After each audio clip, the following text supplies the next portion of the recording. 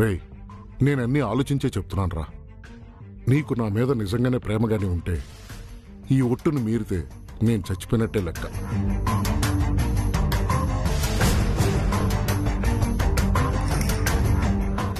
నన్ను చంపేయాలనుకుంటే వేరే ఆలోచన చెయ్యి.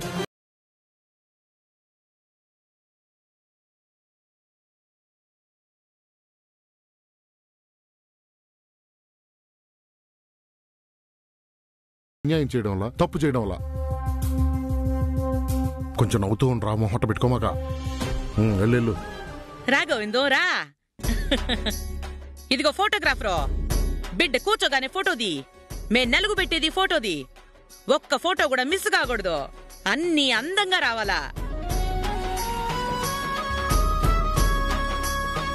మా నాయనే నా మనవణ్ణి పెళ్లి కొడుగ్గా సుత్తుంటే ఎంత సంతోషంగా ఉండేదో. ఈ మొదలష్టపోడు పెద్దోడున్నాడు చూడు, వీడికి ముచ్చట్లన్నీ చేద్దామనుకున్నా. ఏమీ లేకుండా అనాథ మాదిరిగా పోయి పెండ్లి చేసుకుని వచ్చినాడు. మో శుభమా అని సంతోషంగా పెండ్లి జరుగుతా ఉంటే ఆడికది చెప్తావెందుకు? అయిపోయింది, అయిపోయిండది. నాకింకా 2 కొడుకులుండారు, నా మాట వింటారు. చెత్తనా కొడుకు, చూడు మీ అమ్మ ఎంత నమ్ముతుండదో నిన్ను. ముందు తల్లిదండ్రులు పెళ్లి కొడుక్కి బొట్టు పెట్టి నలుగు పెట్టండి. రా నరసింహం, రా రా.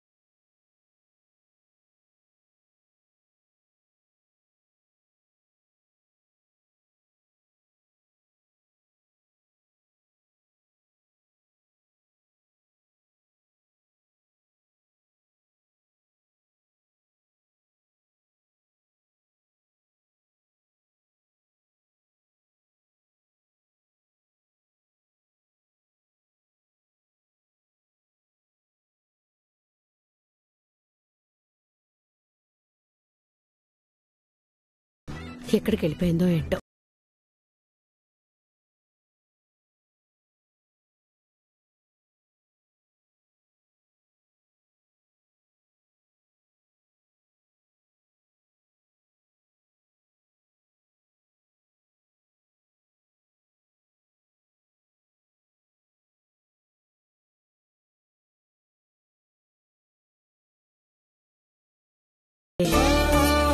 రేపు జరగబోయే నా కూతుళ్ల పెళ్లి నా కళ్ల ముందు మెదులుతోంది. రేపు నా కూతురు పూర్ణిమ, ఆ తర్వాత గీత. ఇలాగే పెళ్లి బట్టల్లో కళకళ్లాడిపోతున్నట్టే ఉంది. అక్క, నా కూతురింక పెళ్లి మండపానికే బయలుదేరలేదు. ఈలోపే నువ్వు దిష్టి పెట్టేస్తున్నావు. అయ్యయ్యో, అవును కదా. పెళ్లి కూతురంటే 4 కళ్ళు పడతాయి, కానీ నావి మంచి కళ్లే. అయినా సరే పూర్తిగా అలంకరించేసిన తర్వాత ఒకసారి దిష్టి తీస్తానులే. అయ్యో సరదాగా అన్నాను లెక్క. నీ మాట చూపు అన్నీ మంచివే అని నేను నమ్ముతాను. సరే సరే, తొందరగా రెడీ చేసేయండి. గీదా, ఇంకా చూస్తున్నా.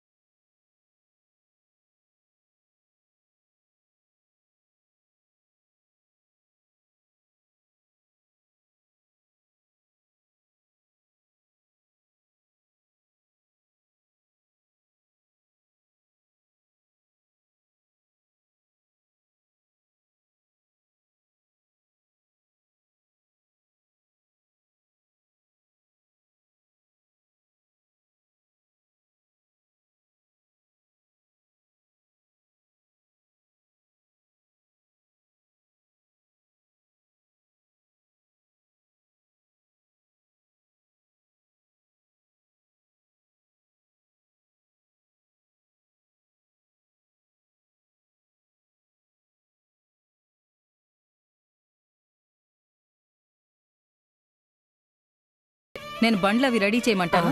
మంచి ముహూర్తంలోనే బయలుదేరాలి కదా. నేను కూడా హారతి పళ్ళెం రెడీ చేస్తాను. గీదా, నువ్విక్కడే పెళ్లి కూతురికి తోడుగా ఉండు. మీరు రండి, చాలా పనులున్నాయి.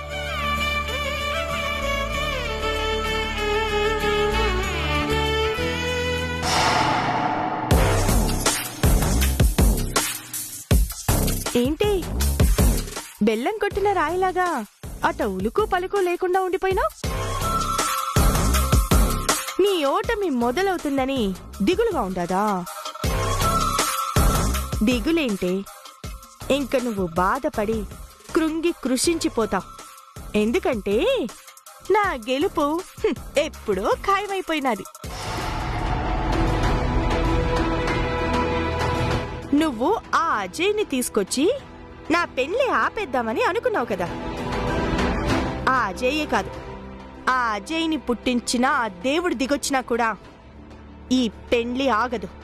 నేను చేసుకోవాల్సిన ఏర్పాట్లన్నీ నేను చేసుకున్నా. గోవిందు నా మెడలో తాళి కట్టి తీరుతాడు. వేరే దారి లేదు. ఆ పరిస్థితుల్ని నేను సృష్టించేస్తున్నా. నేను గోవిందుని చేసుకుంటానో లేదో నాకు తెలీదు గాని నీకు గోవింద్కి మాత్రం ఖచ్చితంగా పెళ్లి జరగదు. ఏయ్, ఇంకొకసారి అపశకునం పలికావంటే చంపేస్తా. నీలాగా వంచించి ఒకళ్ళ భార్య కావాలనుకుంటున్న మనిషికి శుభం పలక్కుండా ఉండడం అంటే ఈ పెళ్లి జరగకుండా ఉండడమే.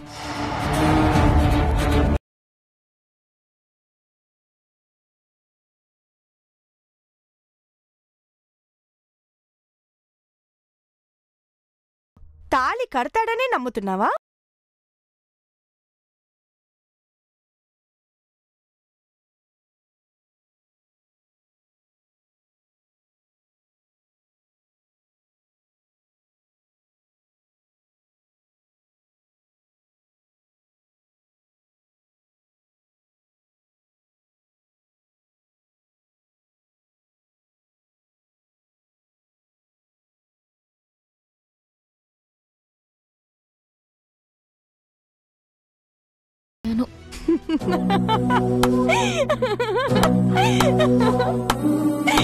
సూపర్! నీ నోటితో నువ్వే ఒప్పేసుకున్నావు కదే. ఇప్పటికే సగం ఓడిపోయావని. ఇంకా నేను పూర్తిగా గెలిచేసినట్టే. గోవిందు నా మొగుడు.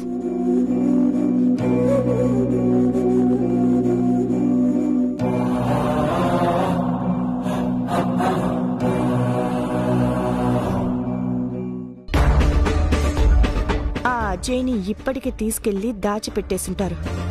వాడి అడ్డు నాకుండదు. పీటల మీద గోవింద నా మెళ్ళో తాళి కట్టి తీరుతాడు. అది కూడా దీని కళ్ళ ముందే జరుగుతుంది.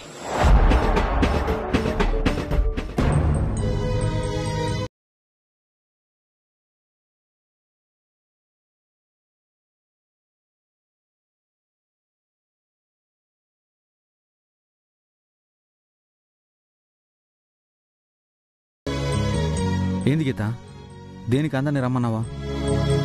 నేనొక నిర్ణయం తీసుకున్నాను. దేని గురించమ్మా? మీ అబ్బాయితో నా పెళ్లి గురించి.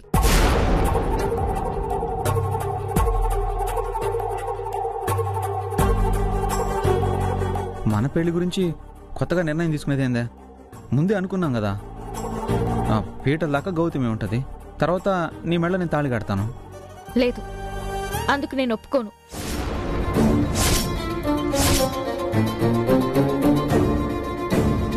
ఏంటమ్మా ఏంటి నువ్వు అనేది?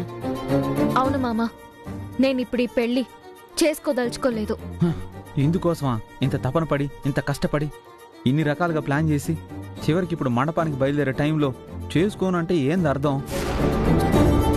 నువ్వు చేసుకోకపోతే నేను ఉండగలనా? బతకగలనా? గోవింద్, నువ్వు కేవలం నీ సంతోషం గురించి, లేకపోతే మన జీవితాల గురించి ఆలోచిస్తున్నావు.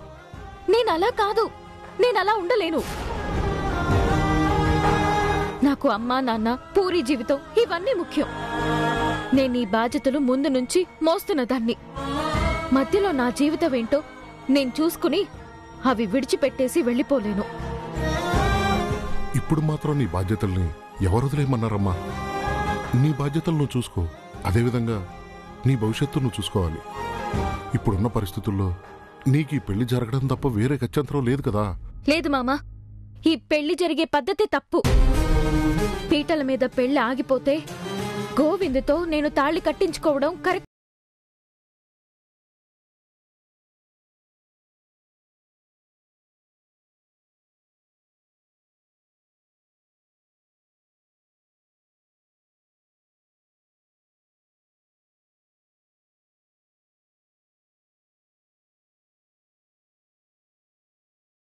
తప్పు కాదా మామా?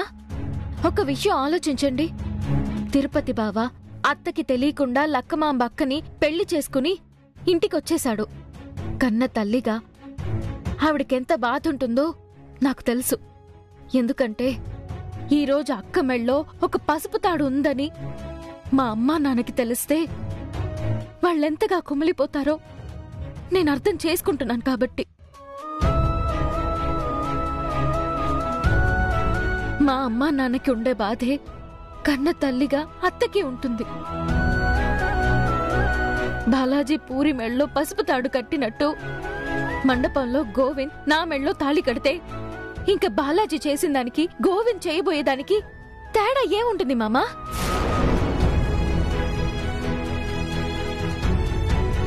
అత్త అన్ని రకాలుగా మోసపోతుంది మామా. అలా మోసపోవడానికి నేను కారణం కాకూడదు. ఆవిడ మనిషి మనస్తత్వం ఎలాంటిదైనా కావచ్చు, కానీ కన్న తల్లిగా ఆవిడ్ని అంత దారుణంగా బాధ పెట్టడం నాకిష్టం లేదు. అమ్మా, నువ్వు కనకం గురించి అంత ఆలోచిస్తున్నావు. కన్న తల్లిగా తను పడే బాధను నువ్వు అర్థం చేసుకుంటున్నావు. అలాగే ఈ పెళ్లి ఈ సమయంలో జరగకపోతే తరువాత మీ పెళ్లి ఎలా అవుతుందని ఒక్కసారి ఆలోచించమ్మా. ఇప్పుడే ఇది సరైన సమయం. ఇంతకంటే మనమేం చేయలేం. దయచేసి వేరే ఆలోచన పెట్టుకోవద్దు.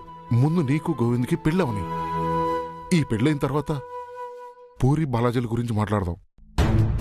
ఏ మొహం పెట్టుకుని మాట్లాడమంటారు మామా? నాకేం హక్కుందని మాట్లాడగలను? పూరి మెళ్ళో బాలాజీ తాళి కట్టిన దానికి ఇప్పుడు గోవింద్ మండపంలో నా మెళ్ళో కట్టాలనుకుంటున్న తాళికి ఏం తేడా ఉంది?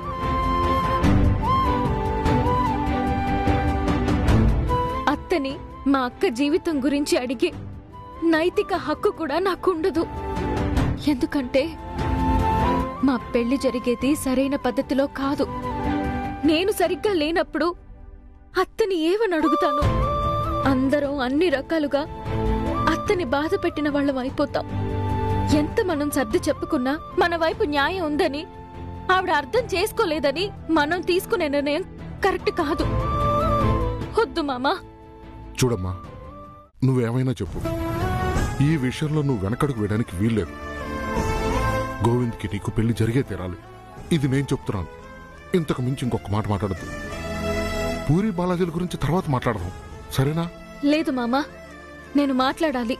మా అక్క జీవితానికి నాకు సమాధానం దొరికేంత వరకు నేను మనశ్శాంతిగా ఉండలేను. వస్తాను మామా. గీత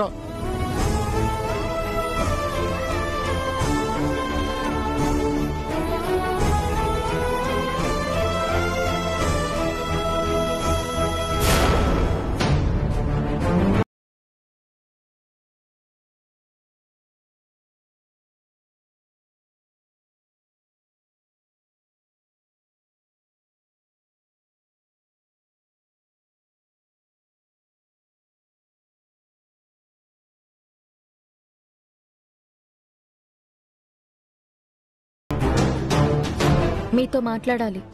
మాట్లాడు. ఇక్కడ కాదు, మీతో పర్సనల్ గా మాట్లాడాలి. పర్సనల్ గానా? నువ్వు నేను పర్సనల్ గా మాట్లాడుకునేదే ఉంటది. ఉంది. ఏమున్నా ఈడ్నే మాట్లాడు. నేను మాట్లాడగలను, కానీ ఆ తర్వాత మీకు నాకు ఇద్దరికీ అది ఇబ్బంది అవుతుంది. దయచేసి రండి. ఏదో మాట్లాడాలనంట. వస్తా. అటగే. ఏంది? దేని గురించి మాట్లాడాలని ఇంత హడావుడిగా తీసుకొచ్చిండావు? పెళ్లి గురించి. ఎవరి పెండ్లి గురించి? మా అక్క పూరి మీ అబ్బాయి బాలాజీ పెళ్లి గురించి. ఏయ్, బాలాజీ గురించి నేను చూసుకోగలను. దానికి నువ్వు శ్రద్ధ తీసుకో అక్కర్లేదు. ఇకపోతే మీ అక్కకు ఆల్రెడీ నిశ్చితార్థం కూడా అయిపోయి ఉండదు కదా. పెండ్లి ముహూర్తాలు కూడా పెట్టుకున్నా ఉన్నారు. పెండ్లికేమైనా సాయం కావాలని అడుగుతుండావా? మీరు గతంలో పూరి బాలాజీల పెళ్లి చేస్తానని మాటిచ్చారు. అవును, మాటిచ్చాను. గోవిందు గౌతమిల పెళ్లి అయిన తర్వాత మాట్లాడదాం అని చెప్పింటాను. అయినా ఇప్పుడు దానికి కూడా అవసరం లేకుండా పోయింది కదా. మీ అమ్మ వాళ్ళు సంబంధం చూసి నిశ్చయం చేసేసినారు. నిజానికి నాకు వాళ్ళ పెళ్లి చేయడం ఇష్టం లేదు. అప్పుడేదో నా అవసరం కొద్దీ పెళ్లి చేస్తానని మాటిచ్చి నిన్ను మభ్యపెట్టండా. గోవిందుతో గౌతమి పెండ్లైనా కూడా వాళ్ళిద్దరి పెండ్లి చేస్తానని కల్లో కూడా అనుకోబాక. తెలుసు, మీరిలా వెన్నుపోటు పొడుస్తారని నాకు ముందే తెలుసు. అయినా కూడా చాలా ఓపిగ్గా ఉన్నాను. ఏదో ఒక రకంగా మా అక్క పూరికి బాలాజీకి పెళ్లి చెయ్యాలి. దానికి మిమ్మల్ని ఒప్పించాలని ఎంతగానో ప్రయత్నిస్తూ వచ్చాను. మీరేమో సైలెంట్గా పన్నాగాలు పన్ని గోవింద్కి పెళ్లి జరిపించేసి బాలాజీకి వేరే ఇంకెక్కడో ఒక అమ్మాయిని చూసి పెళ్లి చేసేద్దాం అనుకున్నారు. కానీ ఇప్పుడు మనం ఎవ్వరూ ఊహించని విషయం ఒకటి జరిగిపోయింది. అది ఎవరి వల్లో తెలుసా? మీ అబ్బాయి బాలాజీ వల్ల. ఆడేం చేస్తుండాడు? చెయ్యకూడని పనే చేశాడు. బాలాజీ చేసిన పనికి ఇప్పుడు నాకు కొట్టాలన్నంత కోపం ఉంది. కానీ ఇప్పుడు నేనేం చేయలేను. ఏయ్, నా కొడుకుని కొట్టే అంత కోపం వస్తుండదా నీకు? ఆడి మీదే చేయి చేసుకునే అంత ఇదైపోయిండావా నువ్వు? అవును, అలాంటి పని చేశాడు నీ కొడుకు. ఏం చేసిండాడు?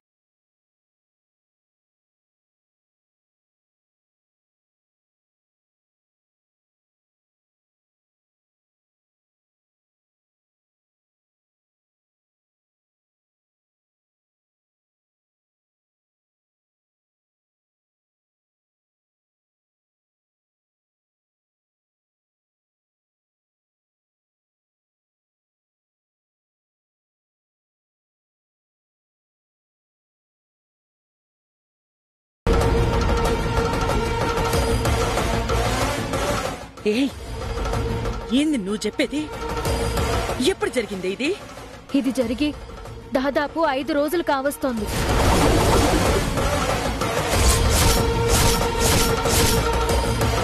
ఏంటి నాటకాలాడుతా ఉండారా? ఆడు మీ అక్క మెళ్ళో తాళిగట్టుండడు. మీరే ఏదో నాటకం ఆడుతుండారు. నువ్వే మీ అక్క మెళ్ళో పసుపు తాడు గట్టుకోమని చెప్పి ఇప్పుడు వాడు గట్టాడని చెప్పి కొత్తగా నాటకం మొదలుపెట్టినావా నువ్వు? మీరు ఈ పెళ్లిని కాదని చెప్పి తప్పించుకోవడానికి మీరు చెప్పే సాకులు అబద్ధమని మీకే తెలుసు. మీ కొడుకు ఇలాంటి పని చేసుంటాడో చేసుండడో కూడా మీకు తెలుసు. మా అక్క వద్దు వద్దు అంటున్నా బలవంతంగా తాళి కట్టేశాడు.